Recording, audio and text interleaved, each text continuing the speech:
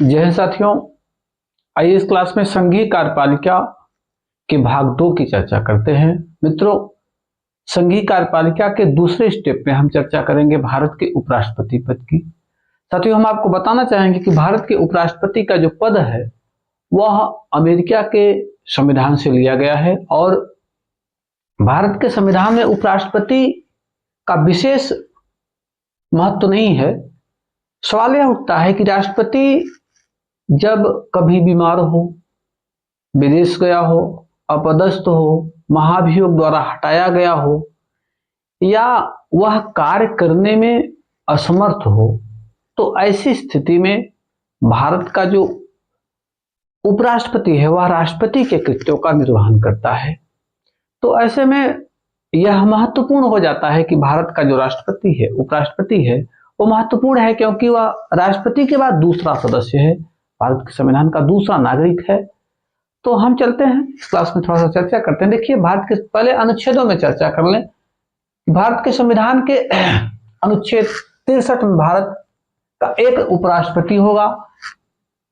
अनुच्छेद 64 यह निर्धारित करता है कि जो भारत का उपराष्ट्रपति है वह राज्यसभा का प्रदेन सभापति होगा।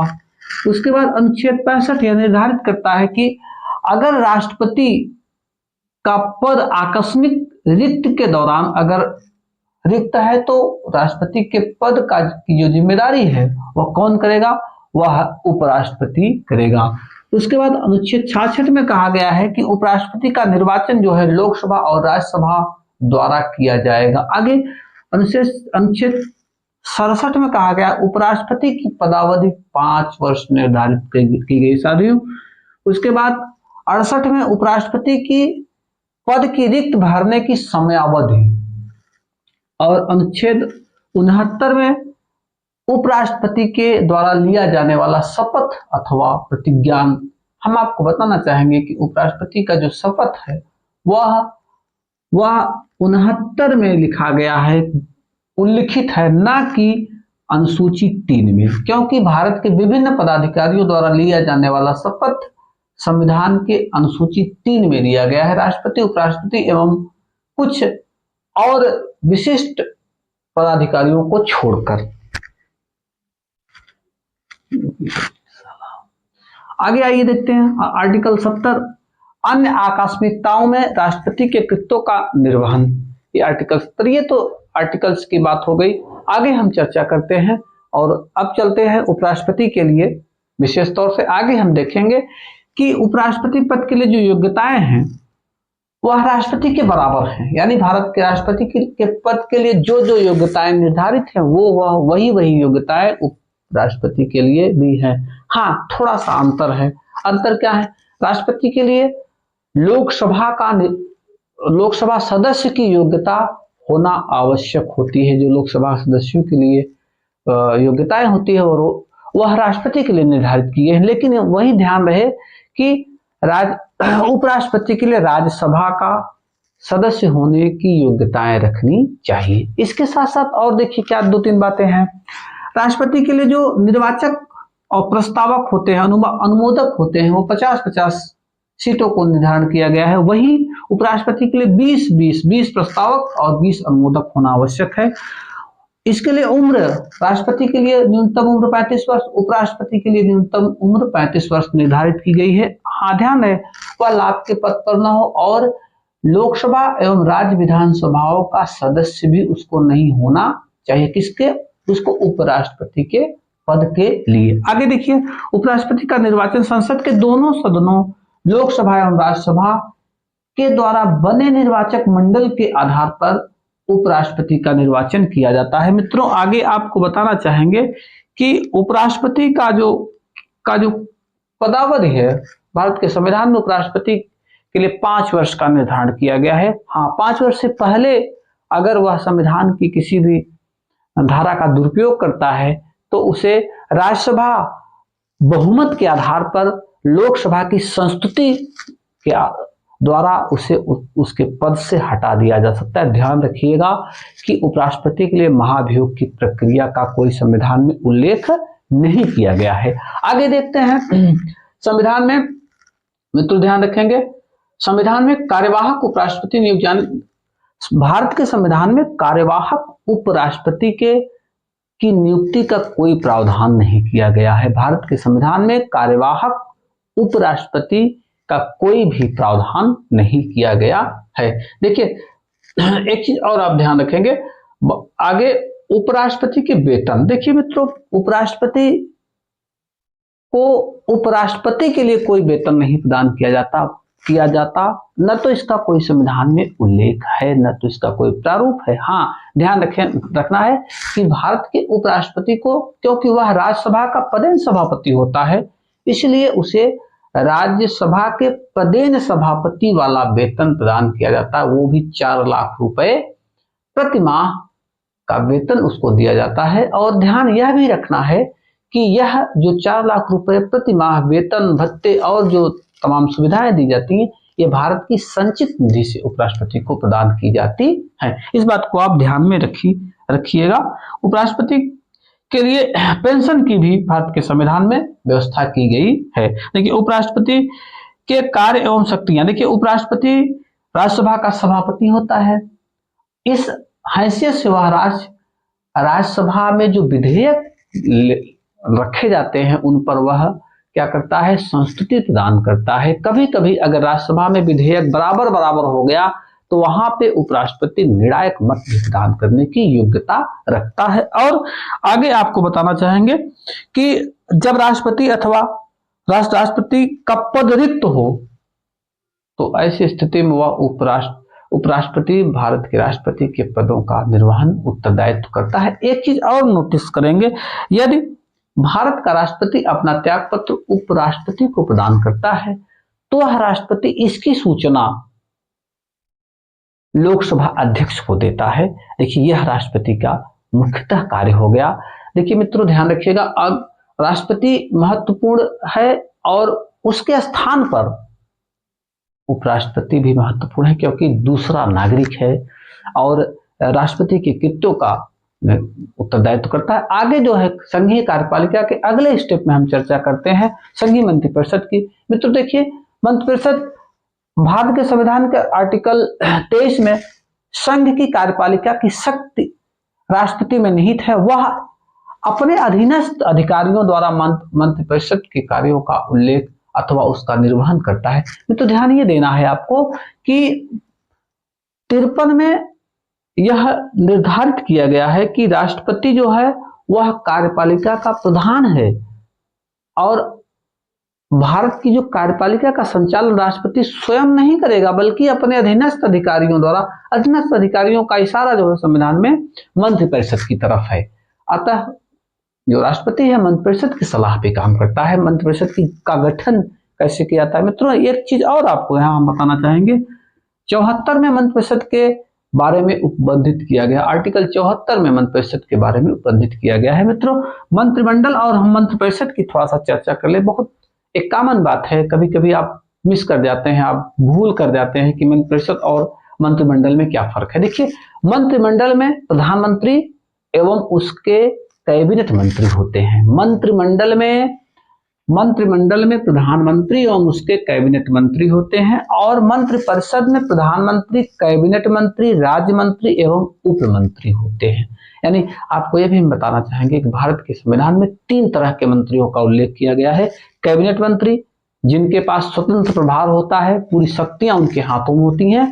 कैबिनेट मंत्रियों की सहायता के लिए उप मंत्रियों की व्यवस्था की गई है संविधान में, और उप मंत्रियों की सहायता के लिए राज्य मंत्रियों की व्यवस्था की गई है। तो देखिएगा राज्य मंत्री, उप मंत्री ये सब कैबिनेट मंत्रियों के सहायक होते हैं सीधे सीधे, लेकिन कैबिनेट मंत्रियों के पास असीमित शक्तियां होती हैं।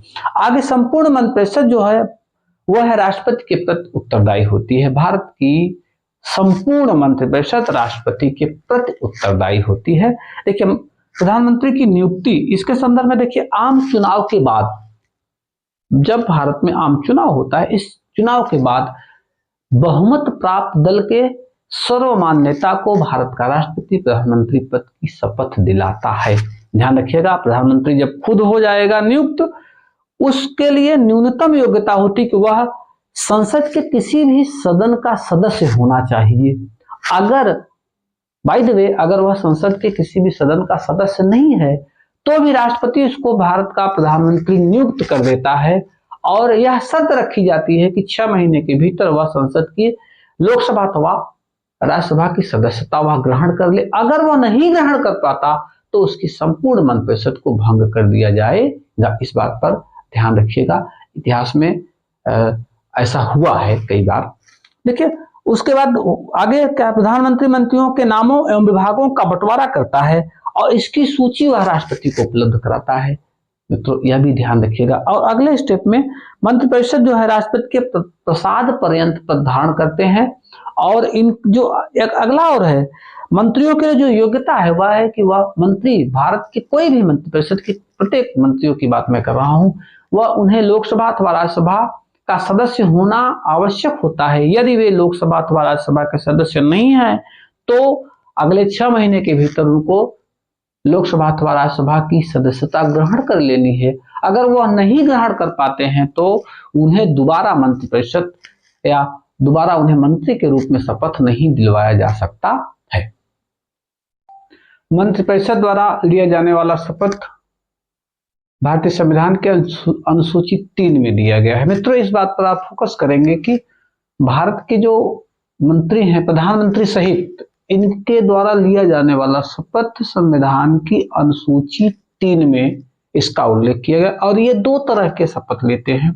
इस बात पर भी आप गौर करेंगे कि ये 2 तरह, एक अपने पद की शपथ लेते हैं, दूसरे गोपनीयता की शपथ लेते हैं। देखिए मंत्री, अगर किसी भी मामले में इनकी गोपनीयता भंग होती है तो मंत्री को त्याग पत्र देना पड़ता है। मित्रों ये मंत्री, भारत के संविधान में इसका बाकायदा उल्लेख किया गया है कि अगर किसी भी मंत्री के से संबंधित विभागों का कोई मामला अगर वह गोपनीय नहीं रह गया, यानी वह मामला समय से पहले खुल गया, तो उससे संबंधित मंत्री को त्याग पत्र देना पड़ेगा। ये ऑलरेडी पहले से शपथ लेते हैं तो पद एवं गोपनीयता की शपथ लेते हैं। इस बात का आप ध्यान रखेंगे, 2 तरह की शपथ लेते हैं, इसको आप भी ध्यान में रखिएगा। अगला जो है मंत्रिपरिषद का जो कार्यकाल है, सामान्यतः इनका कार्यकाल 5 वर्ष होता है, लेकिन ध्यान ये रखना है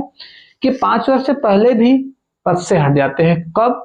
जब लोकसभा में इनका विश्वास नहीं रह जाता, तब मंत्रिपरिषद को भंग कर दिया जाता है। इसके एक मामला और है, अगर कोई एक मंत्री, मान लीजिए प्रधानमंत्री सहित मंत्रिपरिषद उसकी सही है, इसमें से एक मंत्री किसी भ्रष्टाचार में पकड़ा गया तो प्रधानमंत्री उस मंत्री को हटाने की सिफारिश भारत के राष्ट्रपति से करता है। इस बात का भी बाकायदा संविधान में उल्लेख किया गया है। आगे देखिएगा, मंत्रियों की संख्या पर भी ध्यान देने की बात है।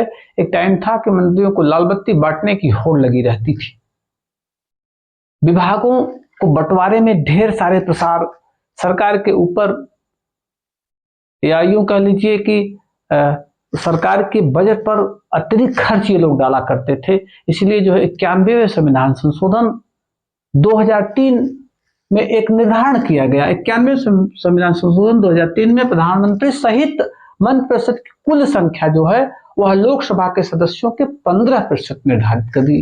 यानी अर्थात अब वर्तमान में मंत्रियों की जो अधिकतम संख्या है वो 82 से अधिक नहीं हो सकती।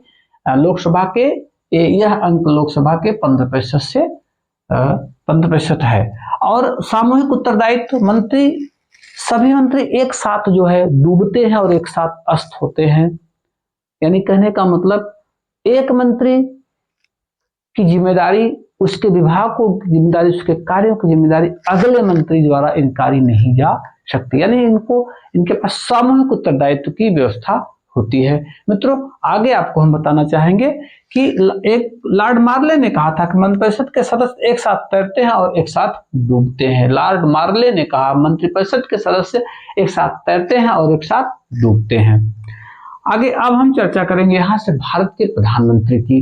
क्यों? क्योंकि भारत का प्रधानमंत्री मंत्रिपरिषद का अगला, यानी मंत्रिपरिषद का सिरमौर है, मंत्रिपरिषद का ताज है, मंत्रिपरिषद का सबसे पहला व्यक्ति है प्रधानमंत्री। और ये भी बताना चाहेंगे भारत की कार्यपालिका की वास्तविक शक्तियां भारत के प्रधानमंत्री में निहित होती हैं। ध्यान रखिए, मंत्रिमंडलीय शासन प्रणाली में, संसदीय शासन प्रणाली में भारत जो प्रधानमंत्री है वह समस्त कार्यपालिका की वास्तविक शक्तियों का उपभोग करता है, वास्तविक शक्तियों उसके अंदर निहित होती है। आम चुनाव के बाद, जैसा मैंने बताया कि आम चुनाव के बाद लोकसभा में बहुमत प्राप्त दल के नेता को भारत का राष्ट्रपति प्रधानमंत्री पद की शपथ दिलाता है। यदि वह लोकसभा का सदस्य नहीं है तो नियुक्ति के अगले 6 महीने के अंदर उसे संसद के किसी भी सदन का सदस्य हो जाना आवश्यक होता है। यह बातें प्रधानमंत्री सहित मंत्रिपरिषद पर लागू होती हैं। और आगे आपको हम बताएंगे इसके शक्तियों के बारे में, इसके कार्यों के बारे में। वह यानी भारत का प्रधानमंत्री मंत्रिपरिषद का क्या करता है, गठन करता है, मंत्रियों के विभागों की बंटवारा करता है और लास्ट में मंत्रिमंडल का भी गठन करने का काम कौन करता है, भारत का प्रधानमंत्री। अगला, मंत्रियों को उनके पद से हटाने की सिफारिश भी राष्ट्रपति से करता है। भारत का प्रधानमंत्री मंत्रियों को उनके पद से हटाने की सिफारिश राष्ट्रपति से करता है। मंत्रिमंडल की बैठकों की अध्यक्षता कौन करता है, भारत का प्रधानमंत्री करता है। और संसद देश विदेश की शासन की नीति का प्रमुख जो है कौन होता है, भारत का प्रधानमंत्री होता है।